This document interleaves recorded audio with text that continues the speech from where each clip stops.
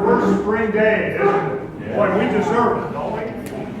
But you know, I find it really humbling to be in this room because this room was named for my late father, Wayne Hilborn. This is the Hilborn room. I remember being here when it was dedicated in 1976, because my dad was instrumental in the fundraising for the whole Mingo Park pool complex and so forth. So it's very appropriate that we're here this evening. Thank you all for coming. As Brent said, I have a love of trains. I've had a love of trains since a small lad. Been involved over and over. Many of you have worked in the railroad field. Many of you have an interest in railroading. Obviously, many of you do, or history. What I'm going to tell you tonight about is I'll speak about some of the wonderful history of railroads in Delaware County. Then I have about 40 slides, historic slides, most of which came from the collection of the Delaware County Historical Society. It's some wonderful slides that we'll see. Let's see if we can go back and keep that mallet back up there. Let's see.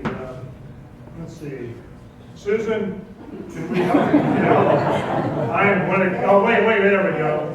Wait a minute. Let's see if we can go back. There we go, and we'll make it bigger. There we go. Thanks to Lloyd Haggerty for telling me how to do this. Some of us are more IT challenged, let's put it that way. I still use a legal pad in my business, for example. It still works. After 40 years, it still works. First of all, I want to thank the Historical Society. I want to thank Brent. I want to thank Susan Logan, Paul Monks. And I would like to have just a show of hands, if any of you are volunteers, either on the board or a volunteer with the Historical Society, please raise your hand. Oh, we've got a great turnout tonight. Thank you all for being here.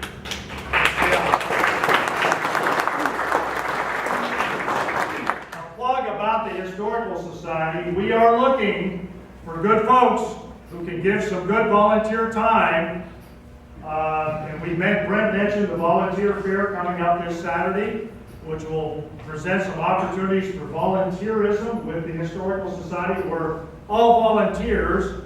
We're a nonprofit entity, but we're charged with being the keepers of the history of this great county and preservation and so forth. So we look forward to having you on board with us. Railroad history in Ohio. Railroad history in America started in the early 19th century. That's the early 1800s. It was a way to find a faster, more practical way to move goods to market. We had in Ohio a vast canal system that moved goods to market, but it was slow. And the railroads started over in Europe and England for the most part, emigrated to the United States in the 1830s, and moved west from the 1830s. The first railroad in Ohio was the Mad River and Lake Erie Railroad. Ground was broken in, guess what, 1835. 1835, that goes back a long time. The first train left from Sandusky to Bellevue, Ohio, up in north central Ohio, up by Lake Erie, on April 11th of 1838. So that's a long time we've had railroads in the great state of Ohio. Delaware County's first railroad was the CC&C, the Cleveland, Columbus, and Cincinnati. One of the 60 original incorporators of this railroad was a Delaware citizen. His name was Hosea Williams, and he was very prominent in Delaware community in the 1800s. The rail line came to Delaware County in 1851 only when Delaware County voters approved a $100,000 stock subscription to the railroad. $100,000 was a huge amount of money in those days. Huge amount of money. However, the new rail line bypassed the city of Delaware on the east side. But a connector to the Round Lake Street, which still exists today, which some of us know as the Delaware Cutoff, was built and opened in 1852. The very first train entered Delaware, Ohio February 2nd, 1852. That's a long time ago, 1852. This railroad proved to be quite handsome, returning handsome dividends to investors until the panic of 1873. Then they met some problems. A noted thing about this line, which goes on the east side, if you're going out past Myerscough, it's the line that's just east of Myerscough. It's not the line on the point. You got to go farther east. It goes over 36 as you're going out towards 71 and Sunbury. Down that line came the Lincoln funeral train in 1865. There were hundreds of American citizens, or Delaware citizens, that went out and stood along that rail line in the wee hours of the morning, standing and, paying their respects to the president as the train came by on its way to Columbus, where Lincoln's body lay in state for, I think, 2 days in the Capitol Rotunda. And then the body was then on to Springfield, Illinois, where Lincoln is interred. But that's really something. The body of the late president came through Delaware County in the wee hours of 1865.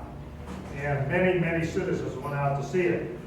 In 1868, the CC&C merged with the Bell Fountain Railroad. A combined company became the CC&I. The Cleveland, Columbus, Cincinnati, and Indianapolis Railroad.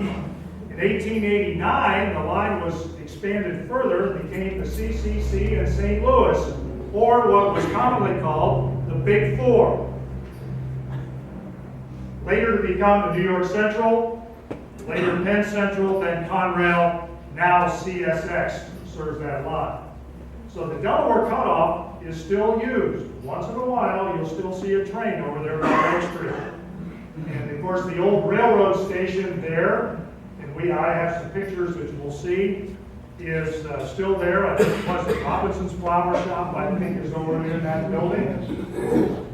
And but that line is still a working line for CSX, 1852. Okay. Another railroad the second railroad that came to Delaware County was the Springfield, Mount Vernon, and Pittsburgh Railway that came through Delaware. The high railroad bridge spanning the Olentangy River brought this line into Delaware's east side. That bridge still exists just south of William Street, the big high bridge. It's now a rails to trails.